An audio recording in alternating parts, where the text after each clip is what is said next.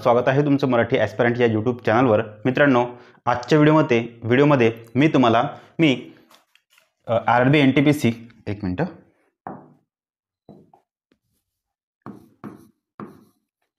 RRB NTPC CBT 1 crack करण्यासाठी कोणते पुस्तक वापरले होते त्या पुस्तकांविषयी मी इथे माहिती तुम्हाला इथे देतो। ओके, तुमच्यापैकी बऱ्याचशा लोकांना माहित असेल माझे रिझल्ट्स कोणकोणते। मी तलाठी, एमटीएस, पोस्टमन या 3 एक्झाम क्रॅक करून आहो। या 3 नोकऱ्या आतापर्यंत मला लागलेल्या आहे। या व्यतिरिक्त आरआरबी एनटीपीसी सीबीटी 1 मी क्रॅक केलेली आहे।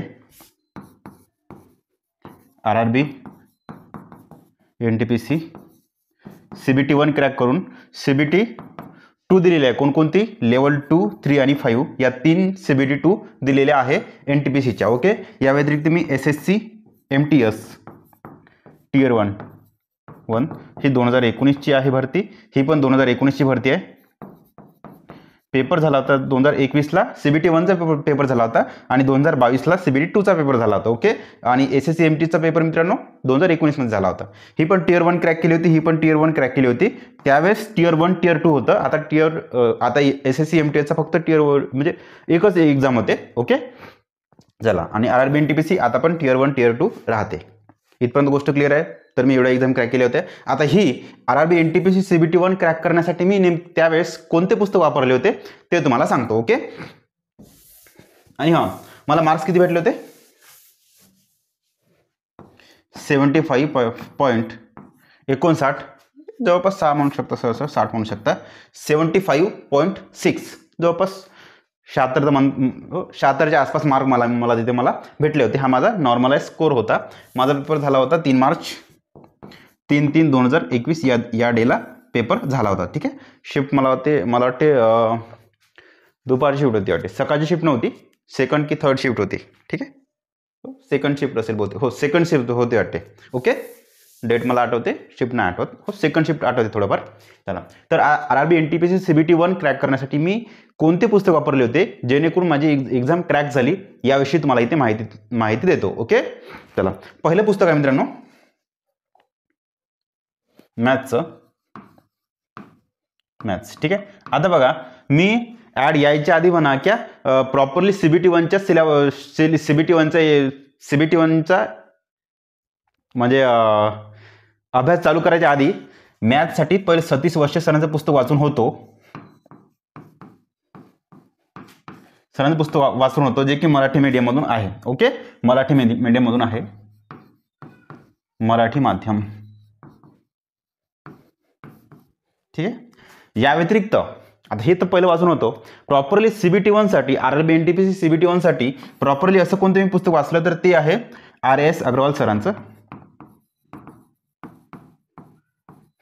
जे की माध्यम कोणतं आहे? मराठी, हिंदी अँड इंग्लिश माध्यमामध्ये आहे। मी हिंदी माध्यम वाचलं होतं। ठीक आहे, हिंदी माध्यम वाचलं होतं, हिंदी मीडियम मध्ये वाचलं होतं। नेक्स्ट हे पुस्तक आहे हे पुस्तक। ओके, त्यावेळेस मी हिंदी माध्यमातून घेतलं होतं कारण की मला ते सेकंड हँड भेटलं होतं स्वस्त मध्ये। ओके, अर्ध्या किमतीमध्ये। ठीक आहे, हे झालं गणिताचं, RS अग्रवाल गणित। नेक्स्ट, तुम्हाला तुमचं बऱ्यापैकी गणित चांगलं असेल तर मी म्हणतो हेच चांगलं म्हणण्यापेक्षा एक जर रीडिंग करून असेल मराठी पुस्तकातून कोणत्याही गणिताची तर तुम्ही हे पुस्तक वाचा। Next, reasoning. बघा, मॅथ जे आहे 30 प्रश्न 30 गुणांसाठी येते। ठीक आहे, एक्झाम मध्ये 30 प्रश्न 30 गुणांसाठी येते। ऑफिशियल पॅटर्न आहे हा, परंतु बऱ्याचदा मॅथचे 34-35 प्रश्न येते एक्झाम मध्ये। ओके, आता रिझनिंगचे पण मित्रांनो 30 प्रश्न 30 गुण। ओके, हा ऑफिशियल डाटा। ठीक आहे, ऑफिशियल पॅटर्न आहे। पेपर पॅटर्न असा आहे का 30 प्रश्न 30 गुण 30 प्रश्न 30 गुण मॅथ आणि रिझनिंग, परंतु बऱ्याचदा हे 30 पेक्षा थोडेसे 2-4 कमी येते, 25 26 क्वेश्चन येते इथे रिझनिंगचे. यासाठी आधी मी काय वाचून होतं, मराठी माध्यमातून सतीश वशे सरांचं रिझनिंगचं पुस्तक वाचून होतं, मराठी माध्यम. ठीक आहे, माध्यम हे पुस्तक आधी वाचून होतो. आता प्रॉपरली NTPC CBT 1 साठी मी हे पुस्तक घेतलं होतं. हे आर्यन पब्लिकेशनचं, लेखकाचं नाव माहीत नाही, पुस्तक वाचलं पण लेखकाचं नावच नाही माहीत मला. अच्छा ठीक आहे, लेखकाचं नावाचं गरजच नाही, ते आपल्याला फक्त काय गरजेचं आहे का, आर्यन पब्लिकेशन लक्षात ठेवा. Master reasoning book Aryan publication. ठीक आहे, master reasoning book Aryan publication हे पुस्तक वाचलं होतं. आता मी प्रॉपरली घेणार होतो RS अग्रवाल सरांचं पुस्तक घेणार होतो, RS अग्रवाल सरांचं पुस्तक घेणार होतो, परंतु ते पुस्तक मला अर्ध्या प्राईजमध्ये सेकंड हँडमध्ये भेटलं होतं. ठीक आहे, अर्ध्या प्राईजमध्ये भेटलं, त्यामुळे मी ते घेतलं. कारण की त्यावेळेस पैशाची थोडी तंगी होती, जशी तुमची असेल त्याचप्रमाणे माझाही काळ तर हाच होता, माझी हालत तशीच होती. ओके, तर तुम्ही हे वाचा, कोणतं, RS अग्रवाल सरांचं. ठीक आहे, RS अग्रवाल सरांचं वाचा. अग्रवाल सरांचं वाचा, जे की मराठी, हिंदी आणि इंग्लिश माध्यमातून आहे. ठीक आहे, माध्यमातून आहे. ठीक आहे, चला पुन्हा एकदा सांगतो, रिझनिंगचं पुस्तक RS अग्रवाल, सॉरी मॅथ आणि रिझनिंगचं पुस्तक RS अग्रवाल. माध्यम कोणती पण तिन्ही माध्यमामधून आहे पुस्तक. आहे मराठीमधून पण भेटते, इंग्लिशमधून भेटते आणि हिंदीमधून पण भेटते. परंतु मोठ्या क्वेश्चनामध्ये जे माझी एडिशन आहे, माझ्या एडिशनमध्ये जे मोठे क्वेश्चन आहे मराठी माध्यमातले, त्यातलं ट्रान्सलेशन थोडंसं बिघडलेलं आहे. त्यामुळे मी तुम्हाला सजेस्ट करतो हिंदीचं घ्या, किंवा जर नवीन एडिशन तुम्हाला मराठीमध्ये भेटत असेल, त्यामध्ये त्यांनी करेक्शन केलेले असेल तर एकदा चेक करून घ्या. फक्त मोठे क्वेश्चन चेक करून घ्या, 2-4 क्वेश्चन चेक केले तरी येऊन जाते. ठीक आहे,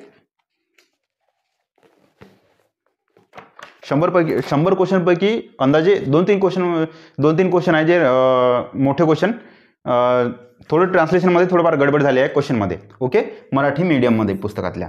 हिंदी मीडियमचं पुस्तक चांगलं आहे, इंग्लिश मीडियमचं पुस्तक चांगलं आहे. मी म्हणतो तुम्ही हिंदी मीडियमचं वगैरे वाचा. हिंदी मीडियममधून बरेच लोक तयारी करत असाल तर कराल त्यातून. ठीक आहे, नेक्स्ट आहे मित्रांनो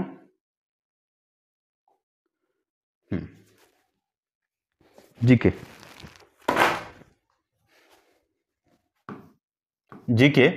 CBT 1 साठी 40 प्रश्न, 40 गुण. ठीक आहे, मी आधी वाचून होतो मराठी माध्यमातून तात्याचा ठोकळा.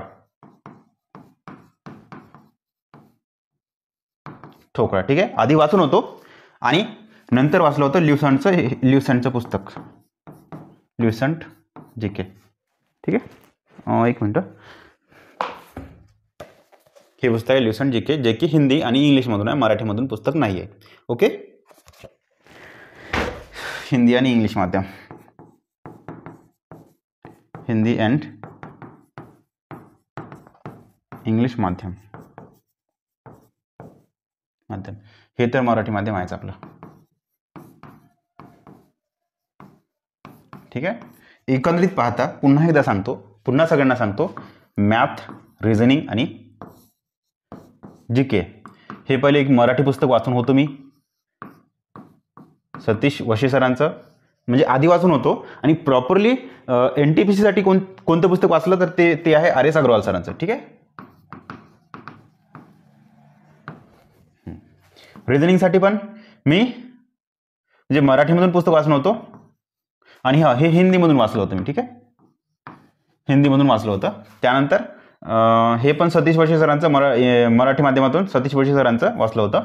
त्यानंतर हिंदीमधून कोणतं वाचलं तर मी आर्यन वाचलं होतं, परंतु हे न वाचता तुम्ही RS अग्रवाल वाचा. ठीक आहे, ठीक आहे. आता आर्यन पण ब्रँड आहे, परंतु सर्वात मोठा ब्रँड म्हटलं तर मॅथ रिझनिंग म्हटलं तर RS अग्रवाल आहे. ठीक आहे, कारण की क्वेश्चनची प्रॅक्टिस खूप प्रॅक्टिस तिथून होते चांगली. त्यानंतर परंतु हे पुस्तक प्रॅक्टिससाठी वाचा आणि शॉर्ट ट्रिक्स वगैरे तुम्ही सतीश वशेमधून करा, किंवा मग किंवा हो यूट्यूबवरून वगैरे करून घ्याल. यामध्ये शॉर्ट ट्रिक्स वगैरे दिलेल्या नाही. ओके, त्यामुळे ज्यांनी कोणी आधी मराठीमधून पुस्तकं वाचली असेल तुमचे, बस त्याच शॉर्ट ट्रिक तुम्ही इथे अप्लाय करा.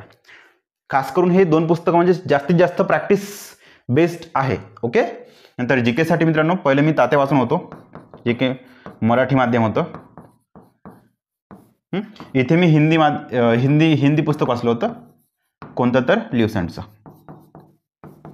ठीक आहे, चला तर तुम्ही हे पुस्तकं वाचा. Math reasoning R S. अग्रवाल, जी केसाठी ल्युसेंट. ओके, चला. आशा करतो मित्रांनो तुम्हाला व्हिडिओ आवडला असेल. व्हिडिओ जर आवडला असेल तर एक छोटासा लाईक करा आणि व्हिडिओला शेअर करा. आणि हां, करंटचा विषय मित्रांनो, करंट जे की मी फक्त मराठी माध्यमातून केलं होतं,